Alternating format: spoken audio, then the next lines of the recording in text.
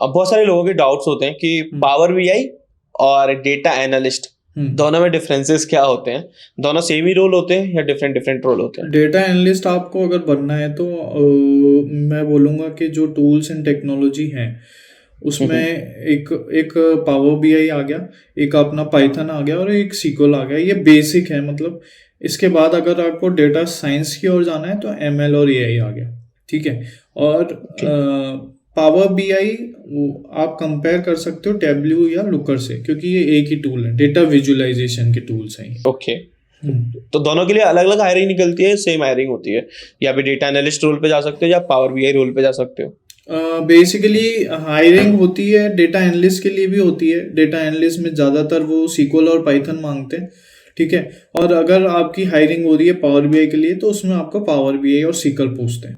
तो मैंने जितना भी काम करा है या मैंने जितने भी स्विच करा है, पहले मैं इन्फोसिस में था, तो मैं एक बार अपनी मतलब जर्नी भी बता देता हूँ ऑडियंस को।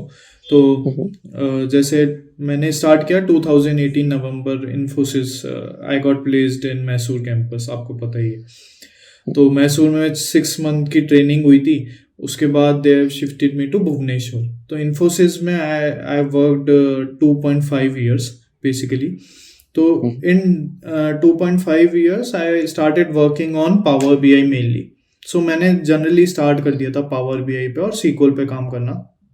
पहला प्रोजेक्ट मेरे को पीएल सीक्वल का मिला था, जो कि एक बैंकिंग प्रोजेक्ट था, क्योंकि उसमें ज़्यादा आपको पता है बैंकिंग प्रोजेक्ट में ज़्यादा न्यू टूल यूज़ नहीं होते।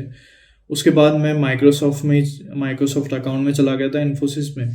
फिर बेसिकली हाँ 2015 में मैंने मतलब स्टार्ट कर दिया था ये काम। 2018 में मैंने स्विच करा टीसीएस में। सो टीसीएस में भी मेरे को माइक्रोसॉफ्ट का ही अकाउंट था और उसमें भी मैंने फिर पावर बीआई और सीक्वल पे काम किया। और उनकी स्ट्रीम्स अलग रहती थी, क्योंकि वो बेसिकली कॉस्मोस स्ट्रीम्स होती हैं जो कि क्लाउड पे चलती हैं।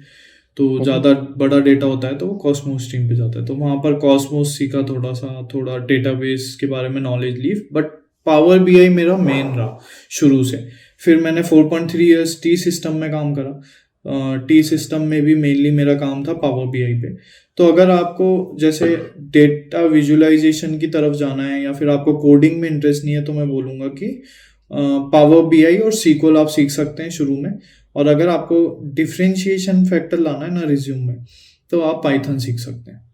बट कोडिंग की इतनी ज़्यादा रिक्वायरमेंट नहीं होती, मतलब शुरू में। तो बाद में आप धीरे धीरे करके जैसे आप प्रोजेक्ट करते जाओगे तो आप सीखते भी जाते हो। एक चीज बताओ मुझे, जैसे मैं बोलता हूँ कि मैंने डेटा एनालिस्ट रोल पे मैं जा रहा हूँ, राइट?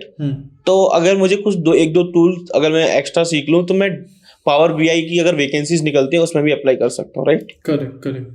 करेक्ट। वो डेटा एनालिसिस में अगर आप जा रहे हो तो आपको विजुअलाइजेशन टूल तो सीखना ही पड़ेगा।